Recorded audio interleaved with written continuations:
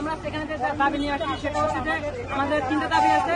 তিনটা দাবির মধ্যে যে প্রধান দাবি সেটা হচ্ছে আমাদের যে ইন্ডিয়ান ভিসা জটিলতা, সেটা হচ্ছে একটা দাবি। আর হচ্ছে আমাদের যে অল্টারনেটিভ কান্ট্রি, আমরা এখানে অনেক স্টুডেন্ট সবাই টিউশন ফি পেমেন্ট করে রাখছি, বাট আমাদের ইন্ডিয়ান যে এম্বাসি ডেট জটিলতা সেটা আমাদের এনরোলমেন্ট ডেটের বাইরে চলে গেছে। তো এখন আমরা যদি টিউশন ফি সবাই পে করে রাখছি, বাট আমরা এম্বাসি ডেট করতে পারতেছি না। ইন্ডিয়ার সাথে এখন আমাদের যে একটা সম্পর্ক, মানে এম্বাসির ডেট আমরা পাইতেছি না, তার কারণে এখন আমাদের চাইতেছি অল্টারনেটিভ কান্ট্রি। এখন আপনারা ভিয়েতনাম দিতে পারেন, শ্রীলঙ্কা দিতে পারেন, যে কোনো কান্ট্রি দিতে পারেন অল্টারনেটিভ হিসেবে।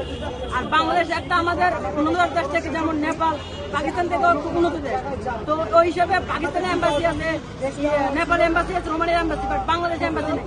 আমরা চাই যে বাংলাদেশের রোমানিয়ার এম্বাসি আসুক, এবং এখন আমাদের যে রানিং স্টুডেন্টগুলো আছে অ্যাপ্লাই করছে এই সেশনে, তারা আমাদের চাই যে অল্টারনেটিভ কান্ট্রি। আমরা ইন্ডিয়ার পরিবর্তে